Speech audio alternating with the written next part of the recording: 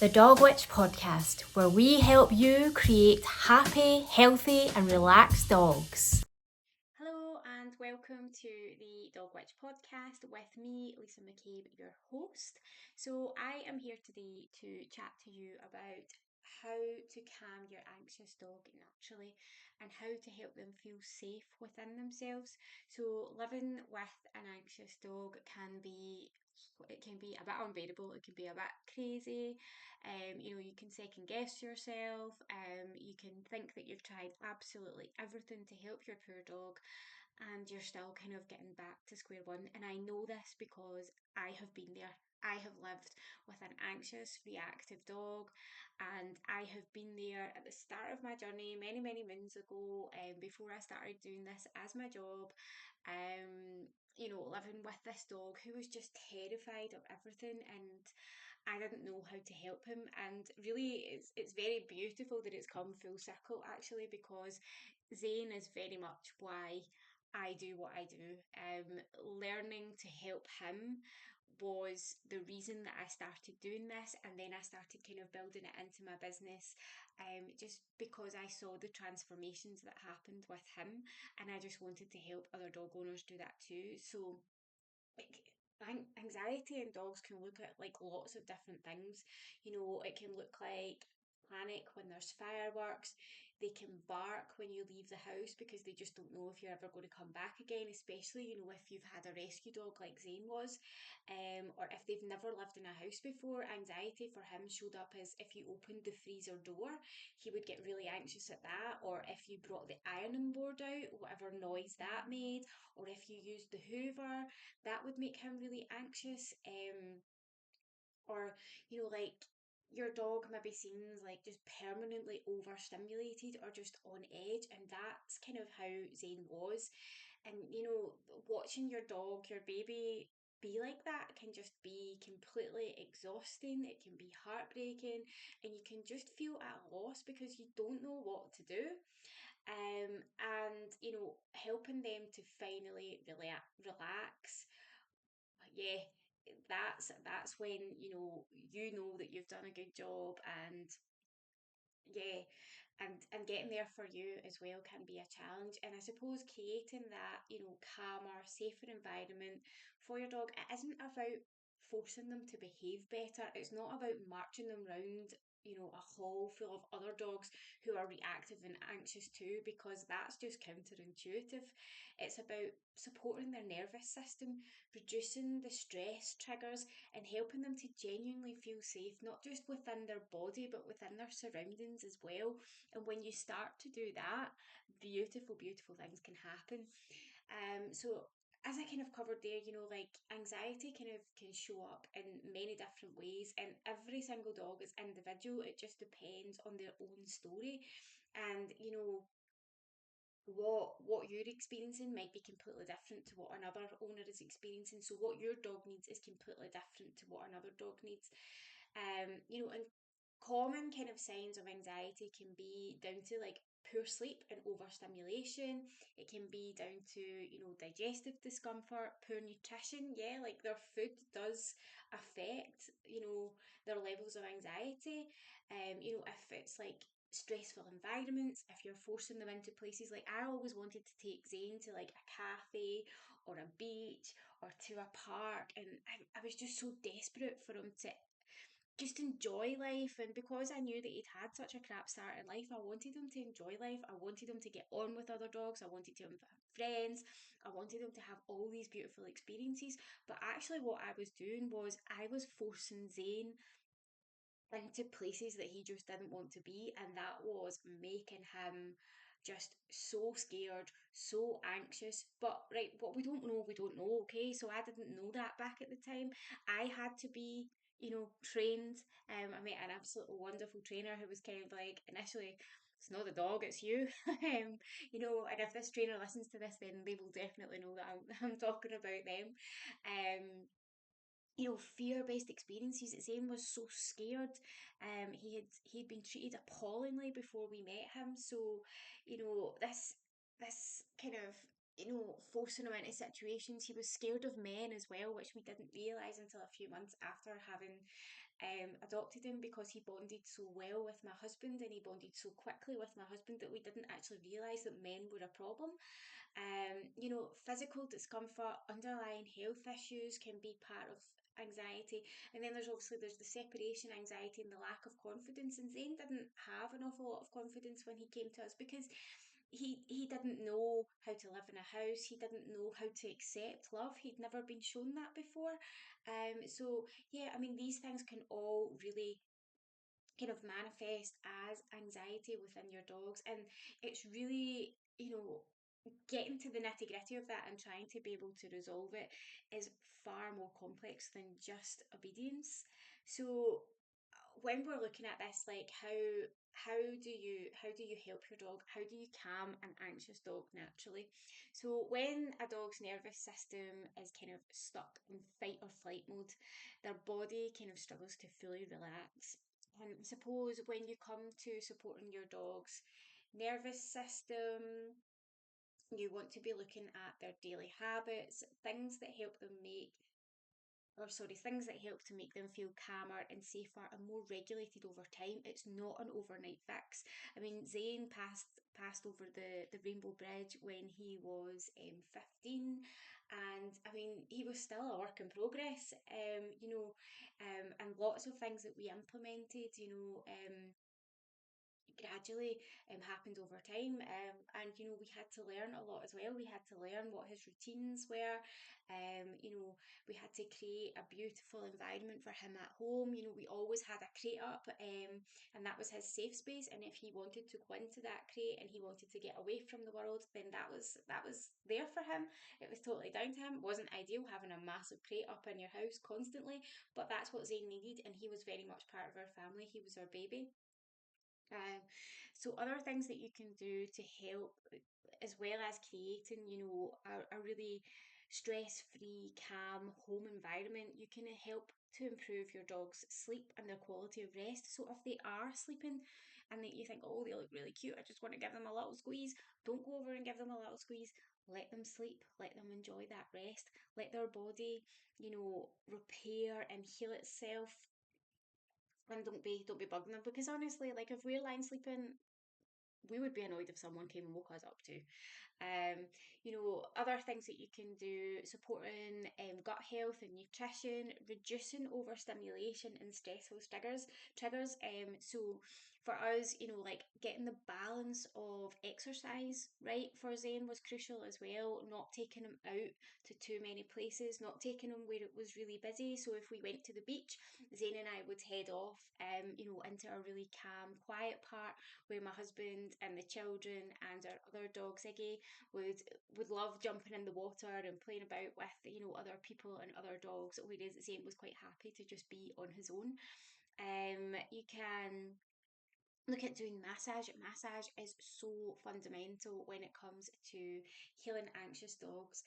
Massage, like, I cannot recommend it highly enough. And it's literally, once you've learned how to do it, I do have a course that teaches you how to do it at home. And literally, once you've learned how to do it, and learning how to do it can take about an hour. You can watch the videos and you can download all the info, and you can do that within about an hour. And once you've learned how to do that, you're literally just doing it like a few minutes here and there. It's not like a massive ritual, like for us going for a massage, where we're lying in there for like an hour or whatever. That's, you don't have to, don't worry, I'm not asking you to overhaul your life to massage your dog, but you can literally just do it within a few minutes. But that makes such a huge difference to dogs, not just their health and well-being, but for dogs who suffer with anxiety as well. Like, just that gentle loving touch and that bond building with you can be absolutely crucial to helping them kind of get through this state of anxiety. You can build, like, like some gentle sensory support as well. So like, things that maybe smell of you, like if you're going out and you maybe leave like a scarf or a sock or a jumper or something like that that smells of you, your dog's favourite pillow, your dog's favourite blanket, their favourite toy, maybe little Kongs, that are filled with tasty treats.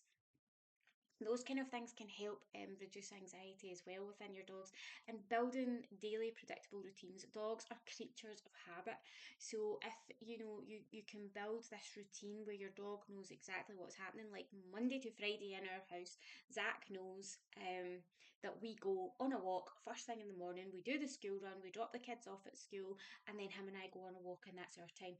During the school holidays, he's all a bit discombobulated because the kids are obviously off, or maybe up a little bit later, and he's kind of like, oh my goodness, what's going on? So I try to stick to Zach's routines as much as possible, like giving him his dinner at the at the same time every day.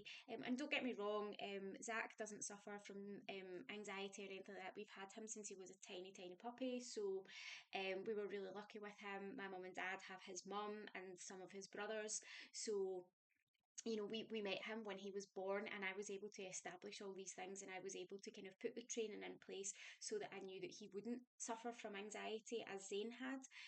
So Zach pretty much landed on his paws as opposed to poor Zane boy.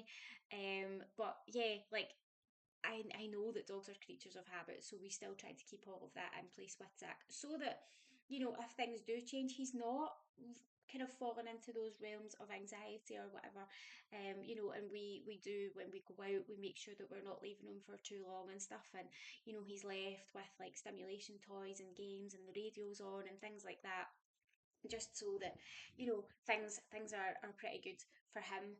And this isn't about creating like one single magic fix for an anxious dog. It's about putting lots of little things into place and building those blocks, and over the long term, that's when change starts to come.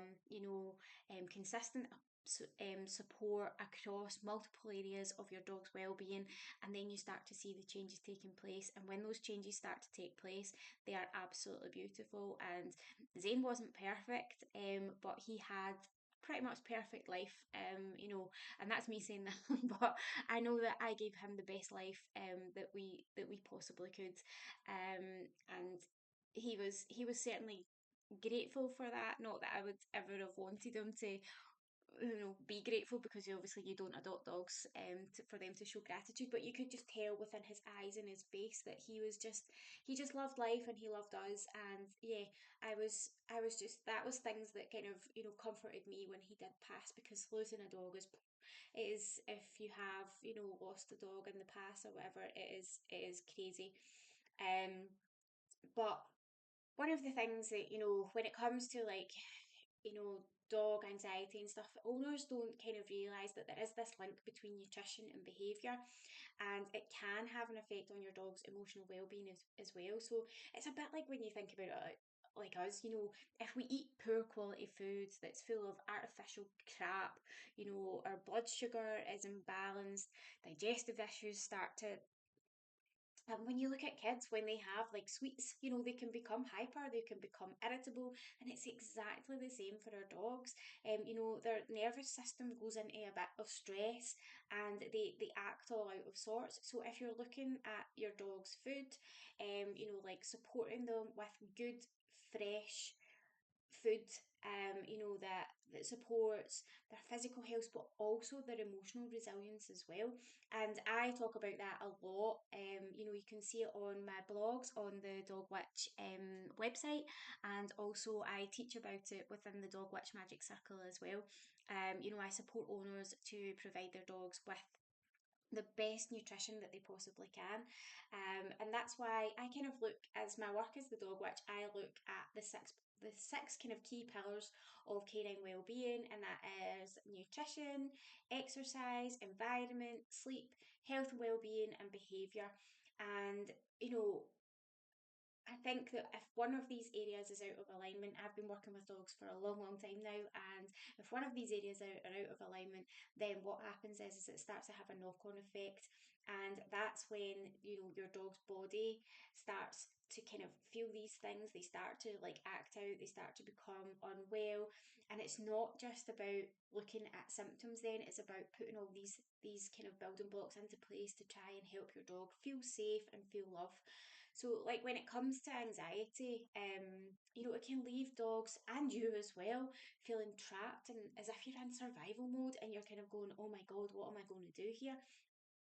But with the right support, dogs can become calmer and more confident and better able to cope with the world around them. And when that happens for your dog, like, honestly, it starts, to have a knock-on effect on you. You start to understand what your dog needs, not just physically but emotionally and environmentally as well. If we went to the beach and it was really busy, I would be like, right, Zane can't cope with this, you guys go there, I'll go here with him, and we all meet up back at the car for a picnic, and everything will be absolutely hunky-dory. And that, over time you start to get to know that naturally. And that's what I teach here at the Dog Witch. I help owners to be able to identify that. I help to go what behind and discover what the root causes behind your dog's anxiety are. I don't just like say, well, take this pill or train this way or do that. We look at the root causes. We figure out, right, what is it that's causing your dog's anxiety? What are the behaviour struggles? What are the well-being issues? And then we start to put everything into place that suits your dog. And it's not a kind of one-stop shop. It's not, everything is absolutely tailor-made to your dog to make them feel calmer and safer, and to make you feel calmer and safer as well.